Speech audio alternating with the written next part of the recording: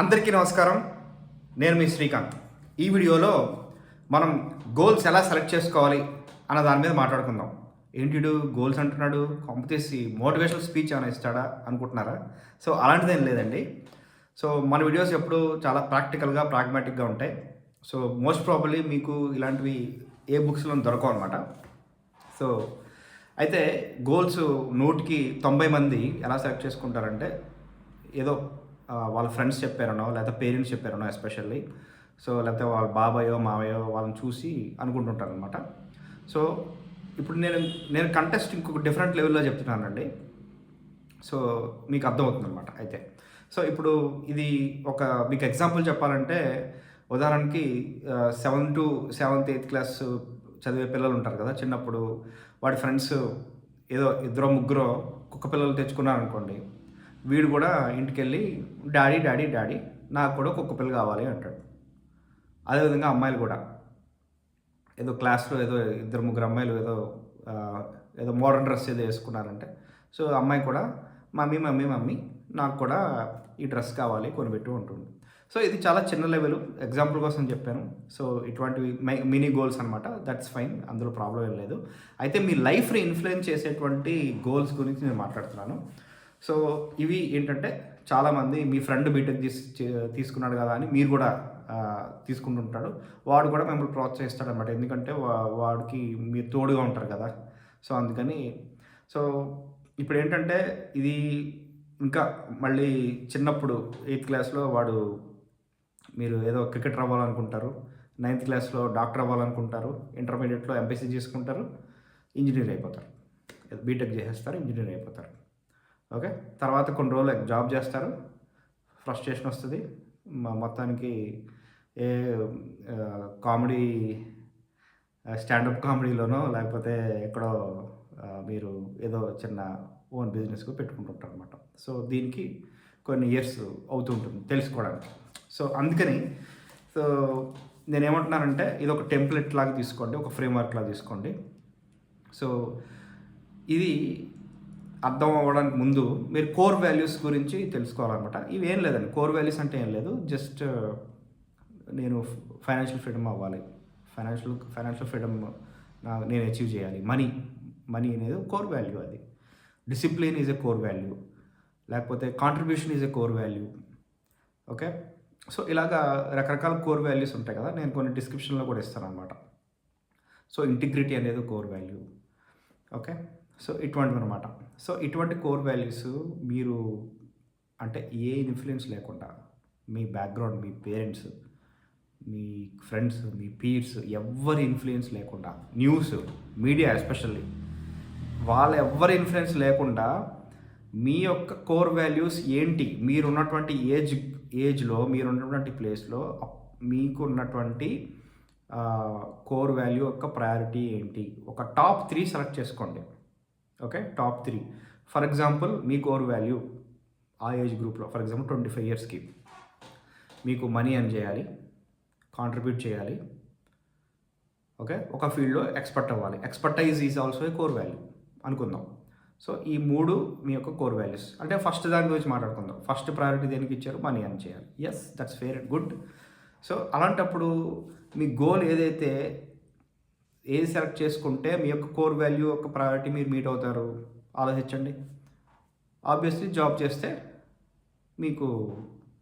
మీరు అనుకున్నది core వాల్యూకి match అవుతుంది అన్నమాట. సో అలాంటప్పుడు మీరు జాబ్లో మీరు జాబ్ జాయిన్ అయితే బాగా పెర్ఫామ్ చేసేటువంటి, స్మూత్గా పెర్ఫామ్ చేసేటువంటి అవకాశం ఉంటుందన్నమాట.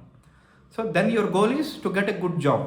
సో ఇందులోనే ఒక బెస్ట్ జాబ్, నేను ఈ బెస్ట్ కంపెనీలోకి ఎలా వెళ్ళాలి, జాబ్లో జాయిన్ అయిన తర్వాత బాగా ఎలా పెర్ఫామ్ చేయాలి, so that you will get money, so that you will contribute, so that you will also become expert in the field that you are doing in the job. So అదనమాట, అదొక example. అయితే ఈ core values priority అనేది age పెరిగే కొద్దీ మారిపోతూ ఉంటుంది. So ఉదాహరణకి ఆఫ్టర్ సమ్ టైమ్ 10 years తర్వాత మీ core value for example freedom, మీ ఫ్రీడమ్ అనేది ఫస్ట్ ప్రయారిటీకి వెళ్ళింది, ఫ్రీడమ్ కూడా కోర్ వాల్యూనే. ఓకే, తర్వాత కాంట్రిబ్యూషన్, తర్వాత మనీ అయింది, మనీ థర్డ్కి వెళ్ళింది. ఫస్ట్ ఎగ్జాంపుల్లో మనీ ఫస్ట్ ఉందన్నమాట. సో ఫస్ట్ ఎగ్జాంపుల్లో మనీ అనేది ఫస్ట్ ప్రయారిటీ ఇచ్చారు. 10 ఇయర్స్ తర్వాత మీరు మళ్ళీ ఒక రివిజన్ చేసుకుని ఫస్ట్ నాకు ఫ్రీడమ్ కావాలి, కాంట్రిబ్యూట్ చేయాలి, ఓకే ఆ తర్వాత మనీ అన్నారు. ఓకే, అలాంటప్పుడు మీకు మీ యొక్క గోల్ ఏమవుతుంది? మీ యొక్క గోల్ ఒకసారి గెస్ చేయండి. బిజినెస్. ఫ్రీడమ్ అనేది మీ ఫస్ట్ కోర్ వాల్యూ. ఓకే, అప్పుడు ఫ్రీడమ్ అంటే ఏంటి? మీరు దేని మీద వర్క్ చేయాలో దాని మీద వర్క్ చేస్తారు, ఎక్కడ వర్క్ చేయాలో అక్కడ లేదా ఎంతవరకు వర్క్ చేయాలో ఆ డెసిషన్స్ మీరు తీసుకోవడం అన్నమాట. That is freedom. Okay, so అలాంటప్పుడు మీరు బిజినెస్ వైపు వెళ్ళడానికి గోల్స్ పెట్టుకుంటే then it will match with your core values.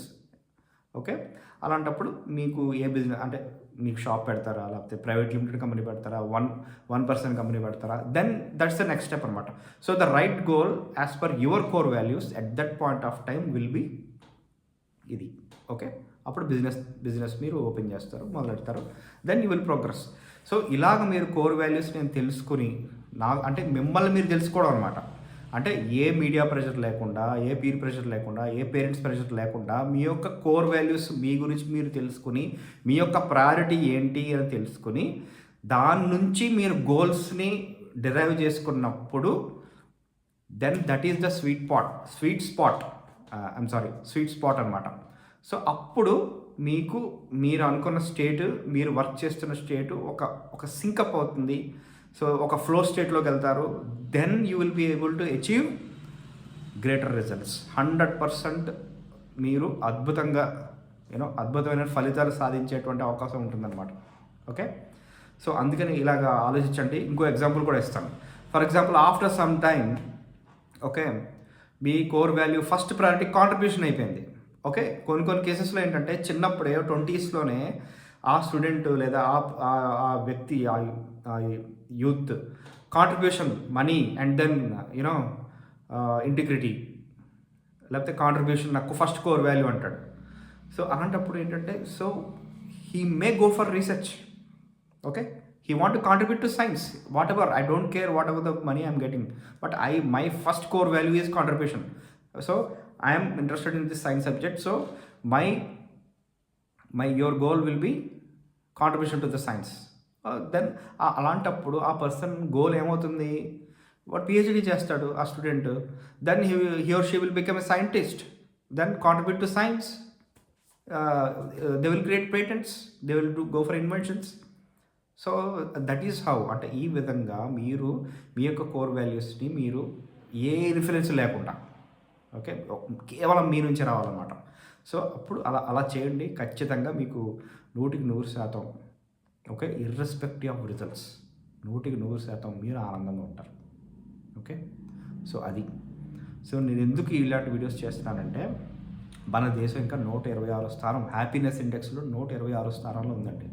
So అర్థం అంటే పాకిస్తాన్ ముందుండి, ఇంకా పాకిస్తాను కొన్ని కంట్రీస్ మీరు చూడండి ఒకసారి లిస్ట్లో చూస్తే మీకు చాలా కోపం వస్తుంది అన్నమాట, రక్తం మరిగిపోతుంటుంది. అదేంటి మన దేశం ఇంకా హ్యాపీనెస్ ఇండెక్స్లో ఇంత 126th ప్లేస్లో ఉండడం ఏంటి అవుట్ ఆఫ్ 140 కంట్రీస్. సో ఇవన్నీ అనమాట. సో నేను ఎందుకు చేస్తానంటే ఇలాంటి వీడియోస్ ఏంటంటే మన ఫ్యామిలీస్లో కానీ యూత్లో కానీ ఇలా చెప్పేవాళ్ళు చాలా తక్కువ మంది ఉన్నారు. సో అందుకని అంటే ఇటువంటి ఐడియాస్ ఇంప్లిమెంట్ చేయడం ద్వారా మీలో ఉన్నటువంటి ఒక రెసిస్టెన్స్ అంటారా, లేకపోతే అన్హ్యాపీనెస్ అంటారా, అవి వాటికి దూరంగా ఉంటారు అనమాట. సో అర్థమవుతుందా? సో అది మీరు ఖచ్చితంగా ఈ విధంగా ఆలోచించండి. సో మీకు ఎలా అనిపించింది అనేది కమెంట్స్లో ఇవ్వండి. మీ కోర్ వాల్యూస్ ఏంటి, నేను కొన్ని డిస్క్రిప్షన్లో ఇస్తాను. నేను ఏమైనా మిస్ అయితే మీరు చెప్పండి. సో మీ యొక్క ఎక్స్పీరియన్స్ కూడా చెప్పండి, పెద్దవాళ్ళు అయి ఉంటే. సో ఖచ్చితంగా అది వేరే వాళ్ళ కమెంట్స్ కూడా హెల్ప్ఫుల్ అవుతాయండి. సో అది కూడా it is also a contribution. Okay, so thank you so much. Please subscribe. మళ్ళీ వచ్చే వీడియోలో కలుద్దాం.